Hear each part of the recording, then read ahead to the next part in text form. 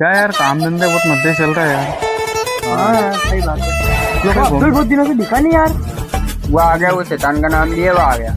हाँ भाई अब्दुल भाई, तेरी बात हो रही थी अभी इधर। यार भाई यार, और क्या हाल चाल है? बस बढ़िया। तो भाई तू 2-3 दिनों से दिख नहीं रहा, क्या बात क्या है? बहुत परेशान हूँ यार भाई, यार मत पूछ यार। ऐसा क्या हो गया भाई? अब भाई जो भी बीच काम करनी है तो औरत बीच में आ जाती है यार। तो भाई तू ट्रक चलाना चालू कर देना, हो सकता है भाई तेरी किस्मत साथ दे।